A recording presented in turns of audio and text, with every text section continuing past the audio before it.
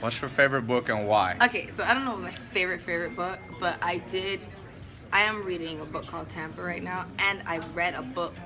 One of my favorite books was The Child Called It. Okay. It was so emotional. It really was like graphic and it was deep, and it brought you into a world of a child that had a really tough, abusive life. And it was hard to believe, but it was a true story. Yeah. One other question. Mentor. What should I read? That's what you should be telling me, since you know.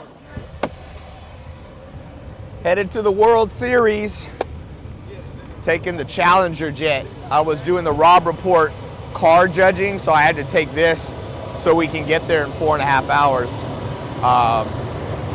In the car, I was listening to some Rihanna songs, and it reminded me of something. It reminded me of how impressed I was with Rihanna when I met her. One of the impressive things about Rihanna to me was that, you know, she's one of the most popular people in the world. If anybody could be cocky, you know, and not be interested in other people, it'd be her. But the first thing, if you see my interview with her, that she said to me, I started out and I said, Rihanna, you know, what's your favorite book? And she started to talk, and then she caught herself and said, wait a sec, Tai, you're the book guy. What's your favorite book? And you see, I can't tell you how many people who have accomplished less than Rihanna, okay, are so much cockier than her. See, that question is a sign of true humility. When you realize you don't have all the answers and that someone else does, and that you also, in the 67 steps, I talk about how you have to know who's in the room.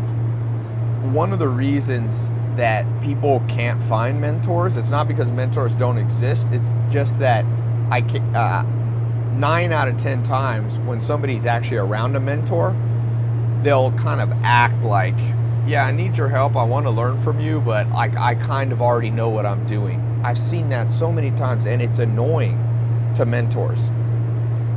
If one of my mentors has been doing real estate for 40 or 50 years, when I talk to him about real estate, I'm like, I know nothing, even though I do know, but in comparison to him, I haven't even been alive that long. So I give him what's called deference, respect.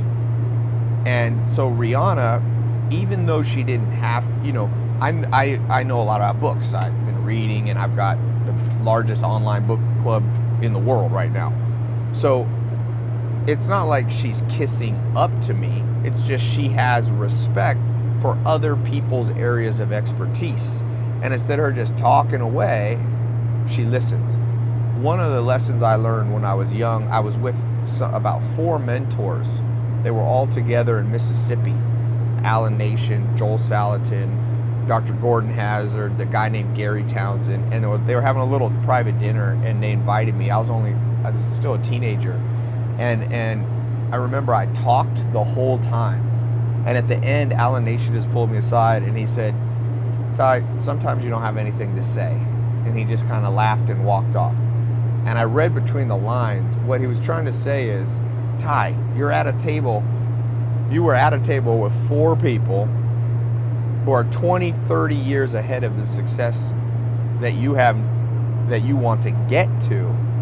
Why would you talk a lot? Just remember, when you walk into a room and you talk a lot, you walked into the room, let's say, with 20 units of knowledge in your head. If you talk the whole time, you walk out of the room with 20 units. So there's no increase in your life.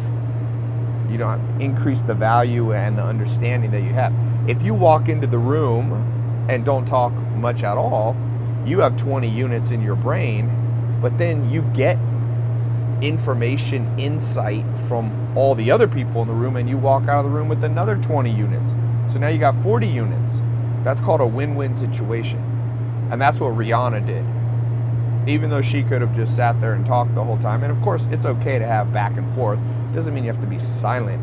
But she started out, and what I thought was interesting is that was her gut feeling. That's her impulse of how she acts naturally, which means she's learned in order to become successful, she has to be able to evaluate the expertise of people in the room. one of the 67 steps that I teach is something called knowing who's in the room.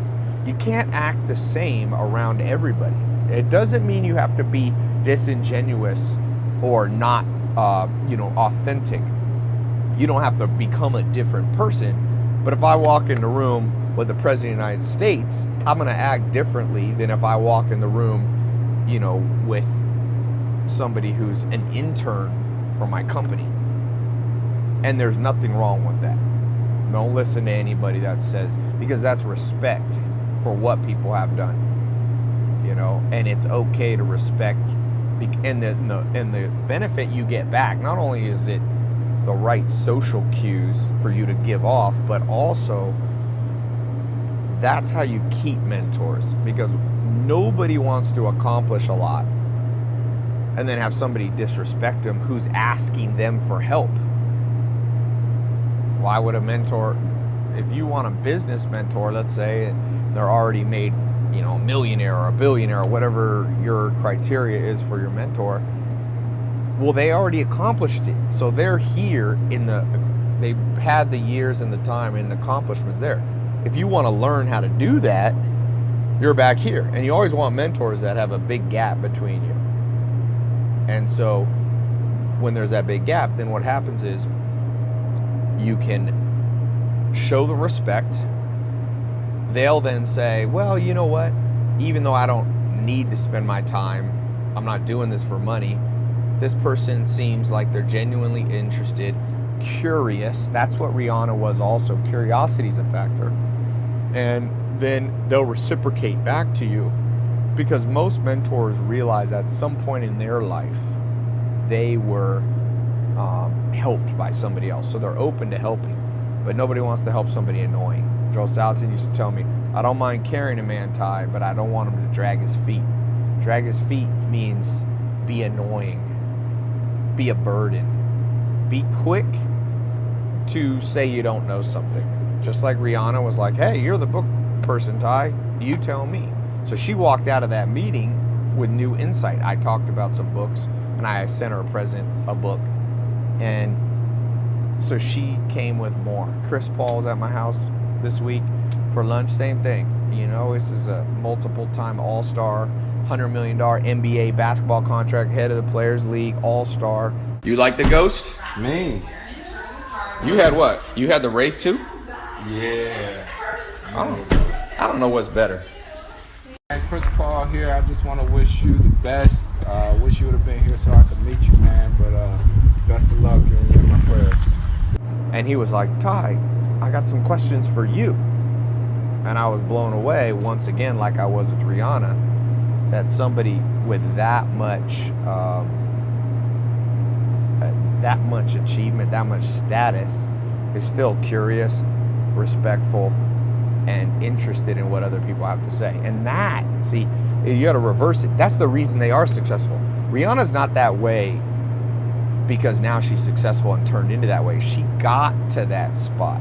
Because remember, Rihanna had key people who believed in her when she was just starting out. She had Jay-Z and she had all these people that helped her. And so she knew how to deal with people. She knew how to respect people. She knew how to interact in a way that doesn't come off as cocky or too wordy, So just remember that when you're in an environment, when you're around, know who's in the room. If there's somebody who has something to teach you, ask them. Ask more than you talk. A good ratio, I would say, would be 3 to 1. So you're in a room, you realize you're with somebody, a potential mentor, or somebody you can give insight. Make sure if you say one sentence, you don't talk until they say 3 sentences. Okay, that's a great way to do it. Good little ratio to keep in mind. What books speak to you the most? What books? What type of books? True stories. They have to be true, real life things that have happened, or autobiographies. I love those. I only watch documentaries or reality TVs, things like that. I'm obsessed with real things. Kon-Tiki. Have you ever heard of this book? It was a guy, nobody believed in him, so he took a boat and he lashed together 9 logs and he floated across the Pacific Ocean just to prove it could be done. Really? It's a crazy story of courage, And that's a real story? it's a true story. You need to, well, I'm